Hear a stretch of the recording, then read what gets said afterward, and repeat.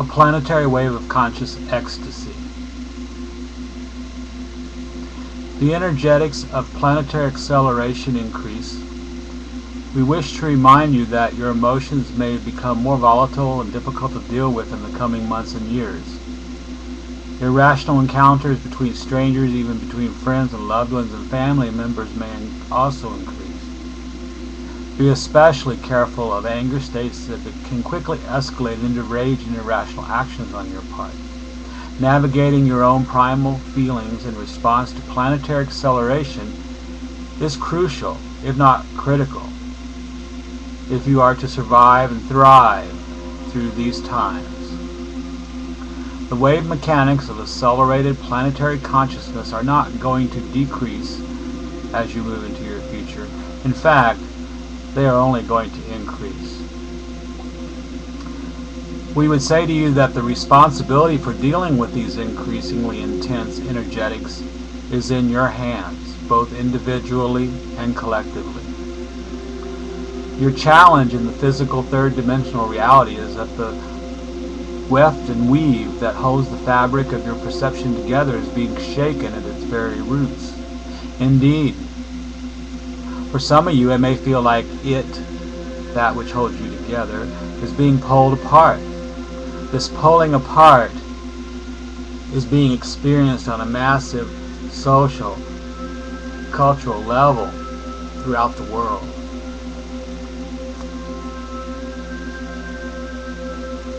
This pulling apart or challenging of perception, both personal and collective, is a result of resistance to the impulse of cosmic energies we mentioned in previous communications.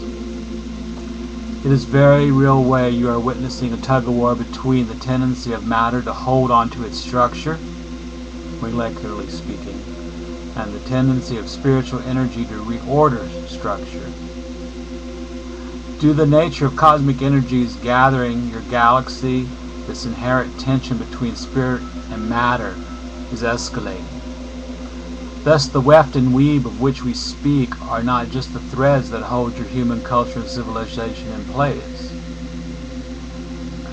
We are also referring to the weft and weave that holds time and space together as you currently experience it. Indeed, the perception of time speeding up is an increasingly common experience among many of you. Please understand that as you move further into your collective future, you will find events and situations manifesting into the third-dimensional reality much more quickly. Another aspect of the weft and weave of which we speak concerns your ecosystem.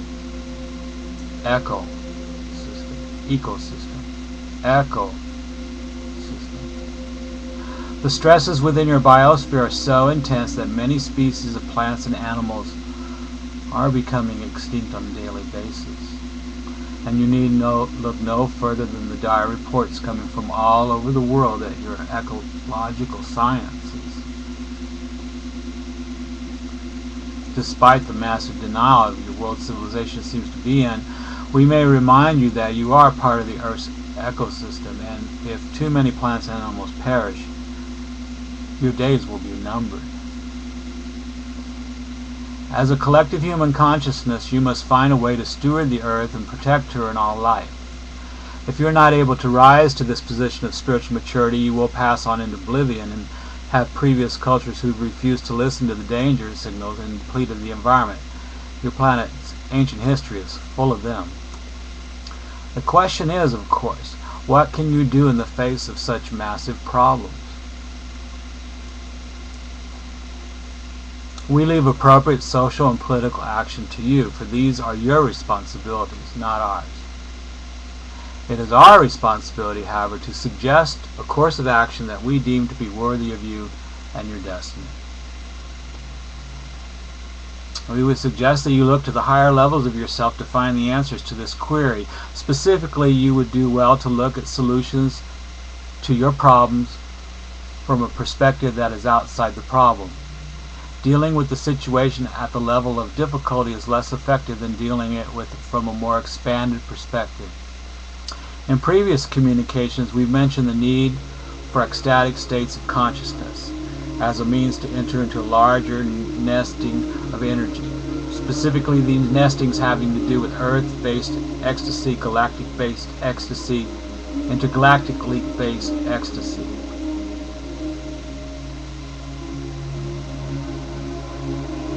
By entering into an awareness of these greater spheres of energy, you will gain an understanding that transcends and transforms your own personal egoic, terrestrial, landlocked consciousness.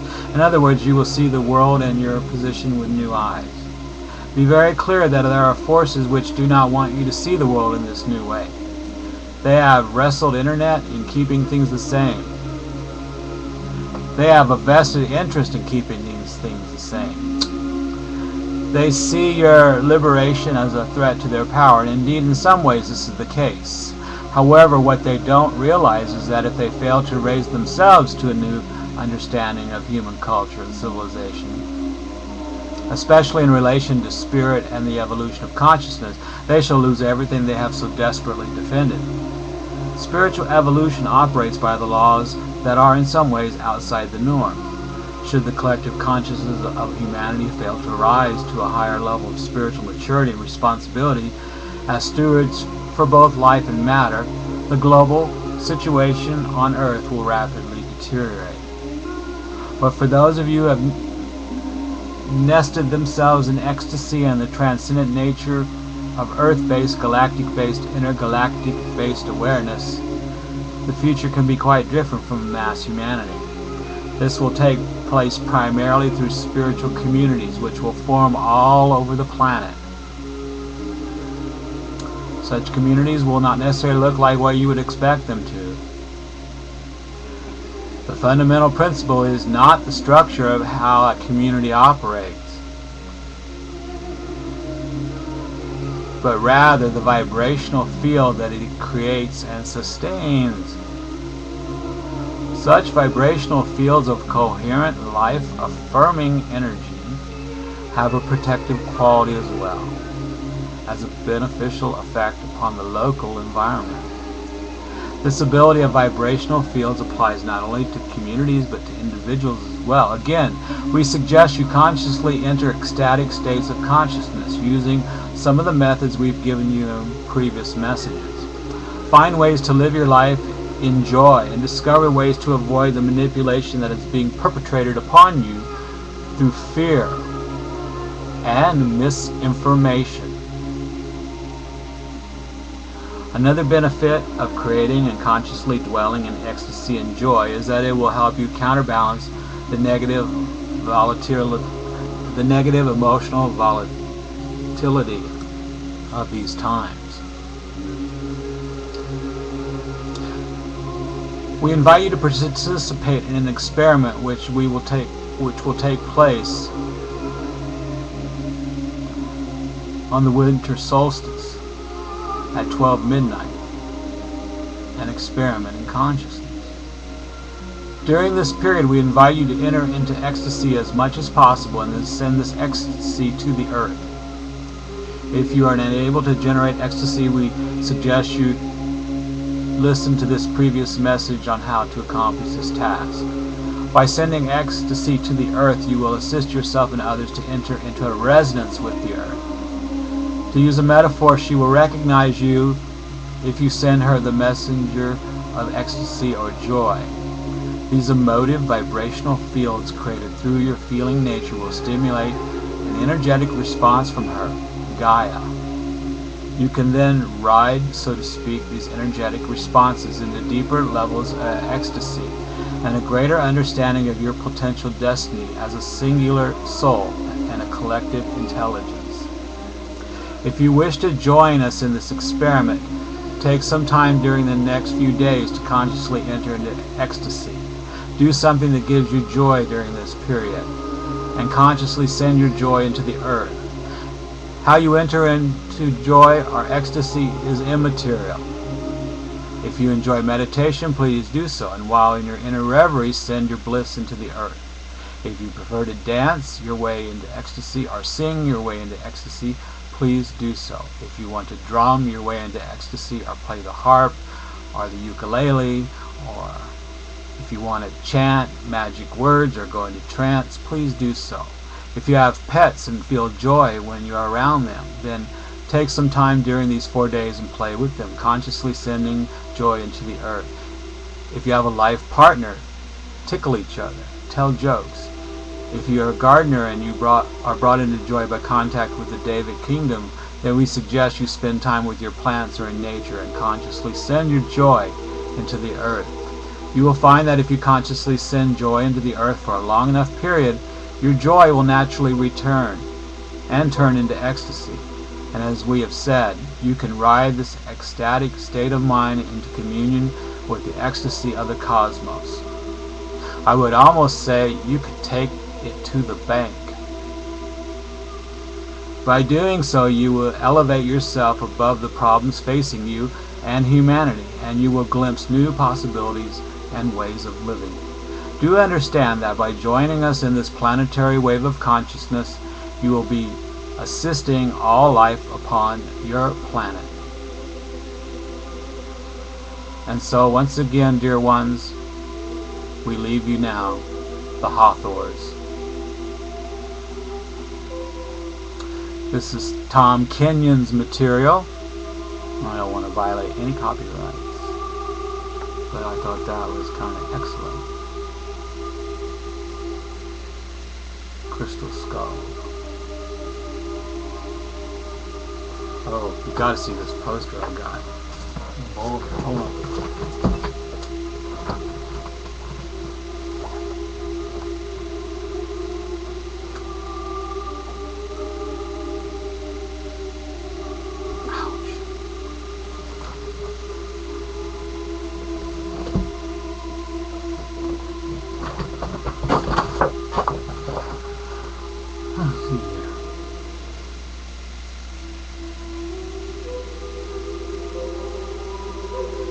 Yeah, I found that at the Lighthouse bookstore the other day, and Joe was at the counter and I'm in the back room reading cards, and I was on a break, and we saw no one, and she had just gone to the bathroom like 10 minutes before. We saw no one enter carrying something this big, let alone, well, whatever. But anyway, it looks like an occupied site. Fear and Loathing in Boulder. There's a lot of fear and loathing in Las Vegas. There's a lot of fear and loathing in Chicago and New York and Berlin and Nashville and Phoenix and Portland and Washington D.C. and Chicago and towns in New Zealand. I mean, practically all over the world. There's a phenomenon happening. There's something happening, and I'm not going to try to even explain it. It's not my place. I can say what it means for me. That I can take responsibility for. We'll see. I don't even know if I could say that. I guess I'm going to have to ponder that and meditate on that some more. But anyway, maybe that's an invitation for you to ponder what you need to ponder at this time. And so for December 21st, the last new moon was Black Friday, the day after Thanksgiving, and so this new moon will be the solstice, the winter solstice, or the winter equinox. I get those mixed up. Spring equinox, fall equinox, winter solstice, summer solstice. That's right. So winter solstice. Yeah, right. Definitely. Christmas, Saturnia, and all the other Wiccan and pagan and earth-based things. And I like that idea about go into the garden and the deviant communities, and if you send your bliss, if you send all that pleasure and joy, instead of this fear that's being programmed and broadcasted by an archaic media that's out of touch with people.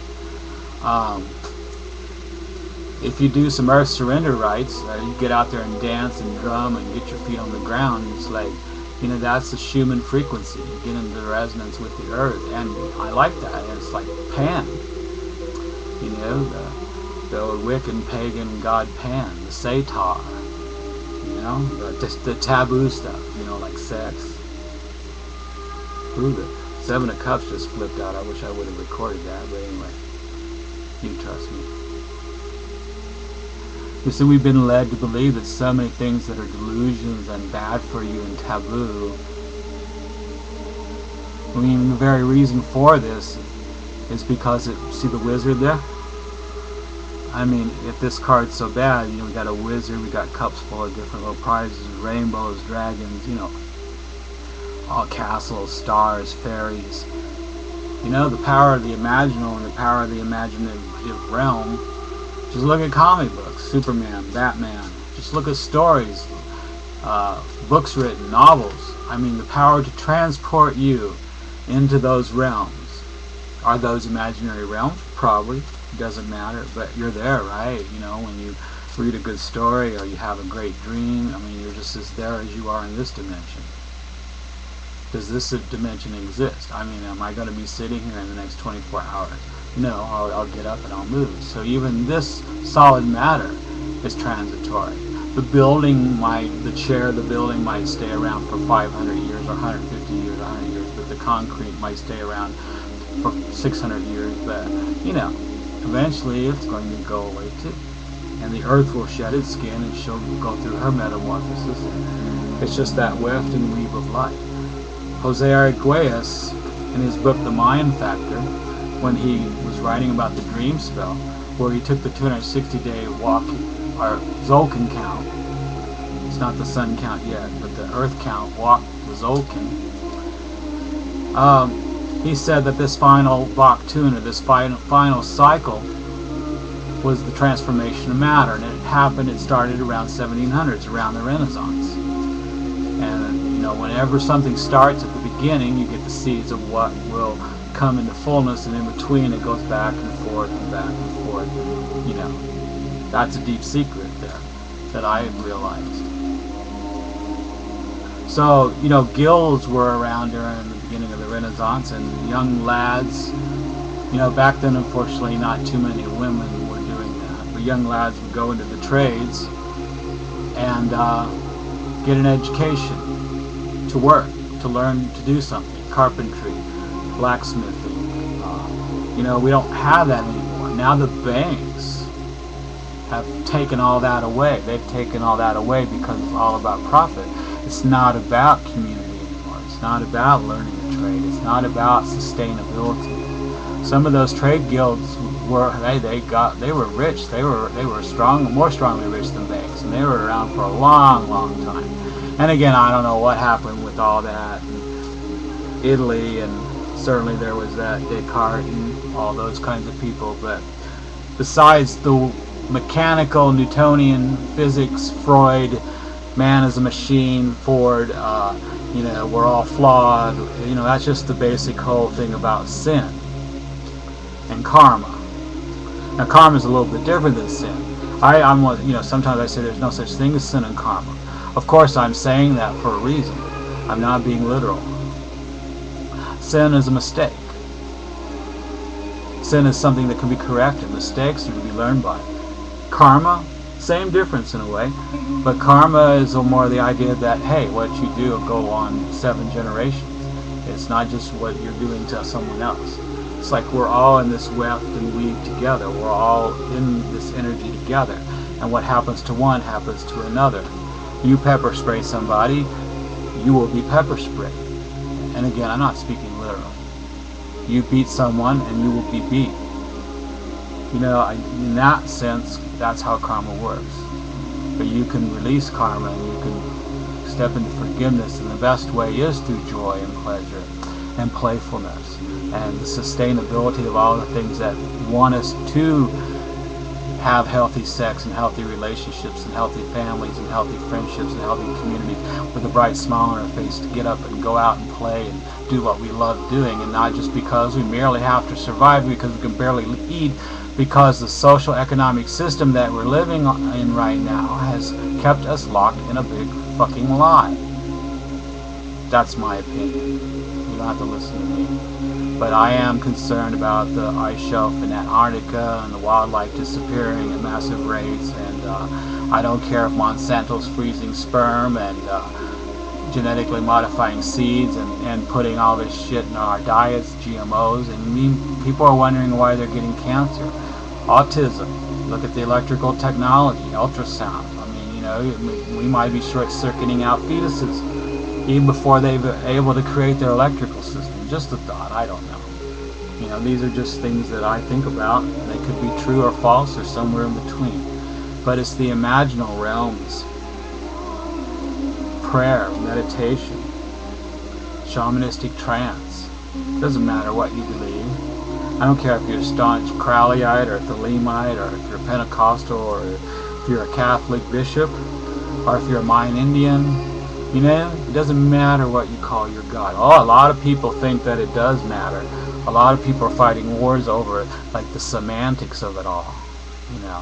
You don't get me. You don't get my beliefs. You don't understand my God. You don't understand my goddess. Okay, so just the fact we're here means it's a miracle. Anyway, thanks for the rant. Shall I pull one more card on purpose this time, not just have it fly out? Let's see, what's my intent? The moon, and I have the moon upside down. We gotta walk that path. It may be dark and lonely, and on both sides there's the wolf, and there's the dog, and the crayfish are coming out, and there's the stars, and there's the crescent moon. Yep. Try praying to the goddess. You don't even have to believe it. Look at it as Mother Earth, Mother Nature. Anyway, good night. Thank you. Hope you enjoy this. See you next time. Ending transmission from Psychic Radio Station 7777, broadcasting high in the Rocky Mountains. Good evening. I'd like to play a little game.